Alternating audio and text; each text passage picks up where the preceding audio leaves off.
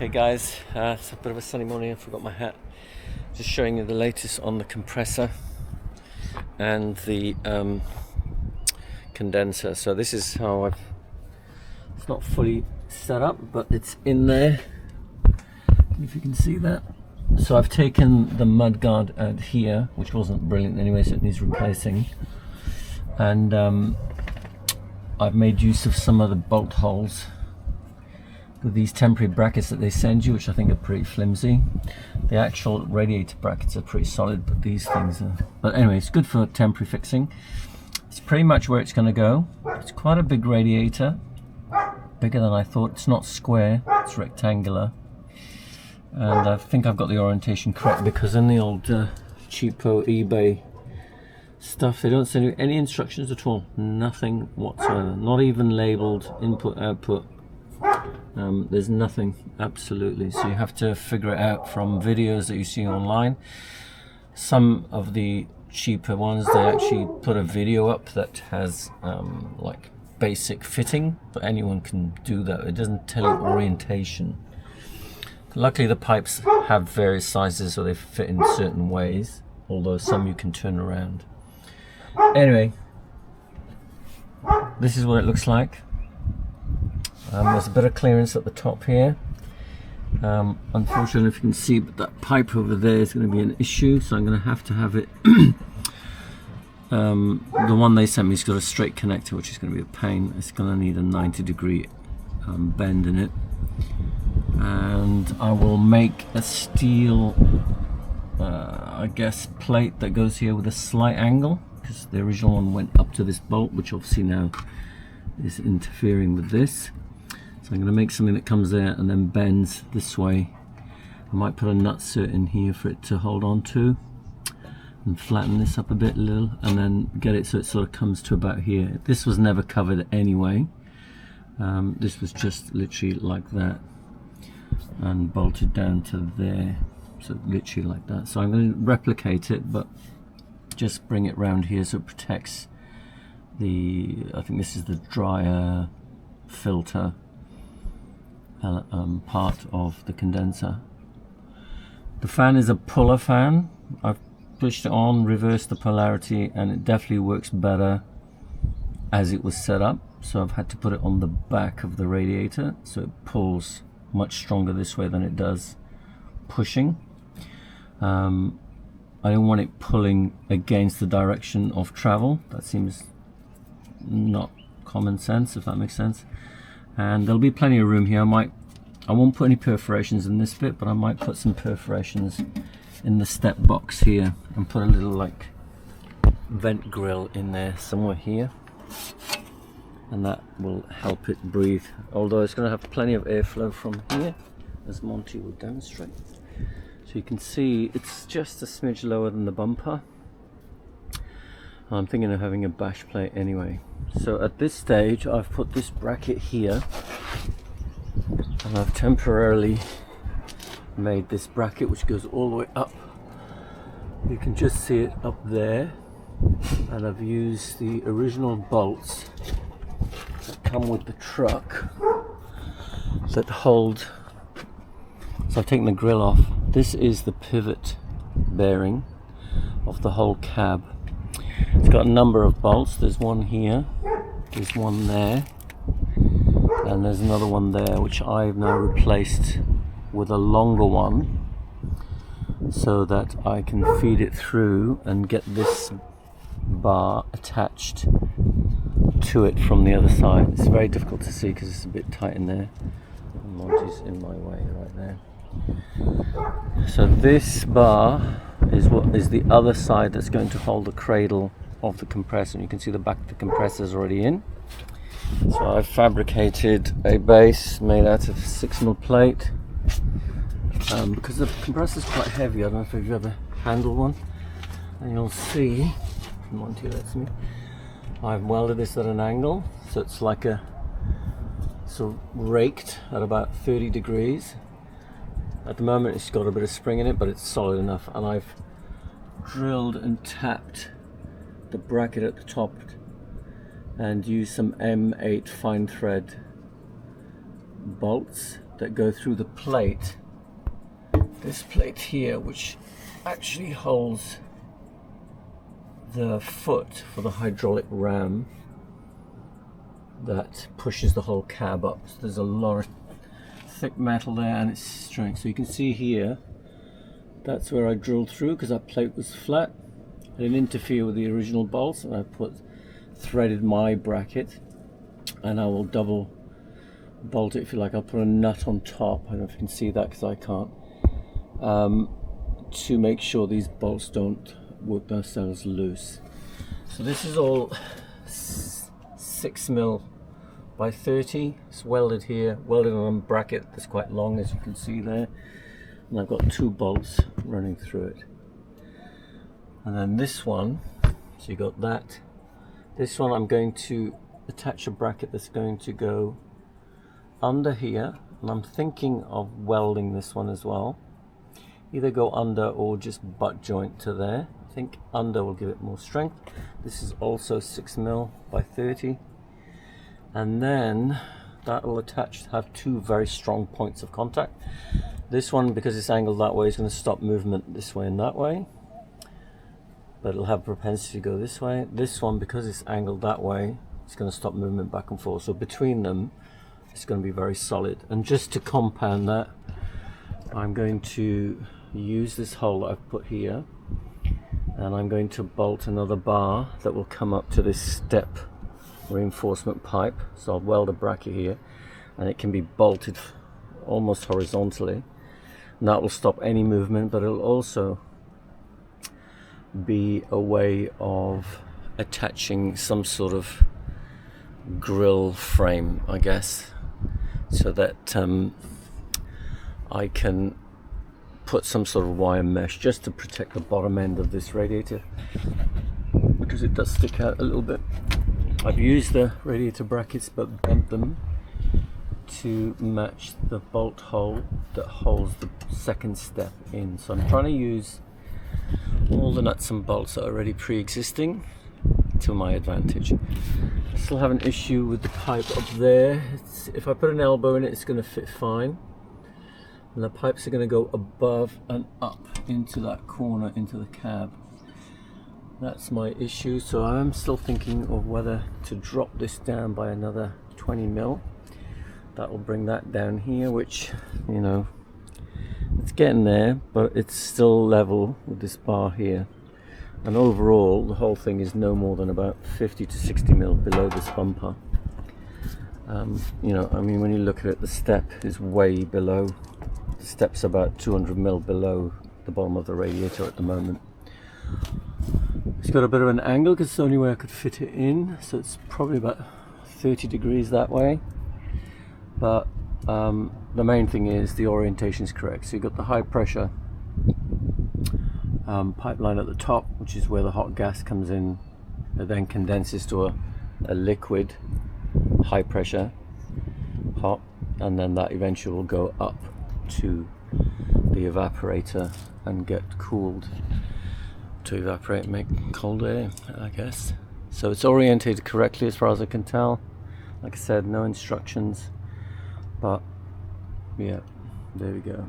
So next protocol is make this bracket that cuts across there, make the bracket across here, and then see how we go from there. All this takes hours of work, by the way, because you're crawling underneath something. It's all above your head, and it's yeah, it's just time consuming, you know, tack welding, checking it, tack welding, fiddling. But I can't wait for this to be in. It'll just make it so much better. I'm just going to show you the cab because I'm not sure if I showed you this bit. It's pretty much put together, and I really like it now. It looks more homely, feels more homely. If you look up that way, you can see the cab on the driver's side, which is what I like to do, is keep it so that I can still drive the truck, but has that look there. So the shelf's back in. I've used the original rubber, usual capping, the whole thing's been dropped by the length of a coupling M6 bolt and nut, so about 20 mil lower to compensate for at least 20 mil in the head lining, because the head lining had all that insulation, which you can see part of it there. That I'm not going to cover, there's no need, not going to see it. This is carpeted differently because at the time Bunnings didn't have any more black to match this black. Even though they're two different carpets, they're at least black.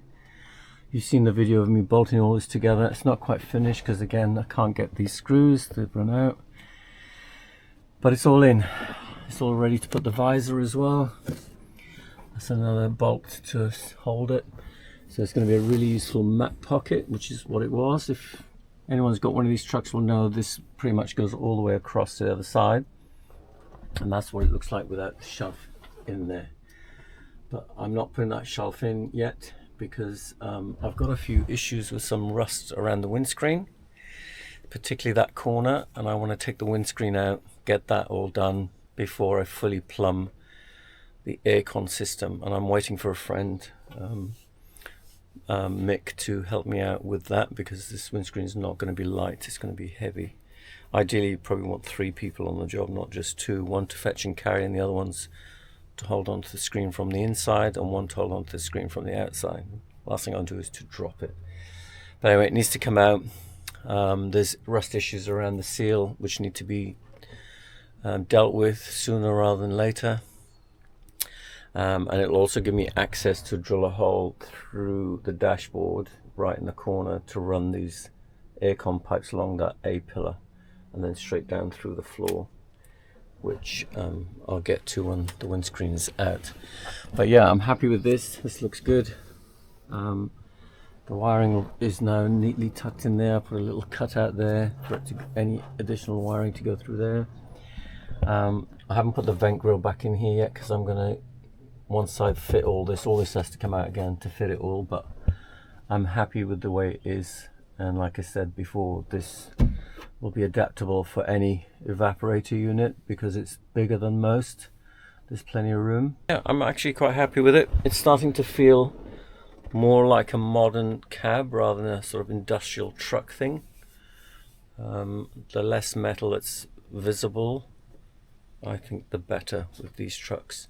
I've still got to eventually at some point, I'm not doing it yet, but all the front end, because we've only gone up to here with all the insulation at the back, that's all done, and the top. But from here onwards, including the dash, there's no insulation, not other than what the manufacturers did. But it already sounds quieter because of this roof lining and the double insulation in there, because I've double insulated it. Anyway, I need to get on with some work. So this is the main bottom part bracket that I'm fabricating and pre-welding threaded nuts on there, so it'd be easier to put the mud guard or the rubber guard on to it later on when it's fitted to the truck. You'll see it's quite a convoluted shape, and the only way I can describe it is it's bespoke or made specifically for this particular position in the truck. It looks more complicated than it actually is, but it's a case of cut, trim, bend, cut, trim, bend until you get it to the shape you want while it's in situ in the truck. And this is the end result. All I'm doing now is putting these captivated nuts, which happen to be nylock ones because they're the only steel ones I had, and I'm just putting a tack on each side of the nut to make sure they're captive before I go finishing it off and painting it and all that sort of stuff. So all I've done here is put a cheapo bolt to hold it in place, pre-drilled the actual framework, and you can see the plastic there burning a little bit. And that's basically what I did. And I can't remember how many there was, but there was a fair few because I did not want to make a steel mud guard. I wanted a rubber one which would flex a little bit, but having a flexible rubber guard means you need more positions to attach it to the frame.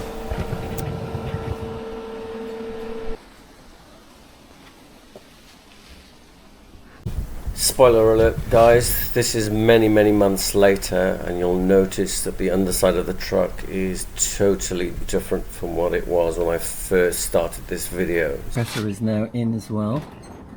I've plumbed the low pressure side, and it's going up into that bracket that I 3D printed up there, which you can see. I've tidied up the light harness, which included the indicators and the running lights on the wing mirrors or door mirrors.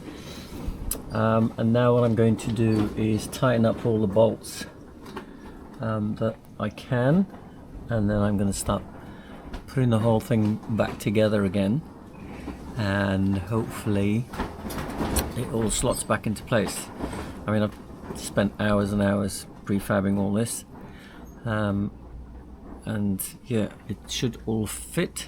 There's no reason why it shouldn't, because it fit before I painted it and made it look absolutely beautiful. But now, if it wasn't so hot, because I'm right in the sun. But yeah, that's what's going to go in now, so I'm just about to do that. I'm not going to film it because it's just too bloody awkward.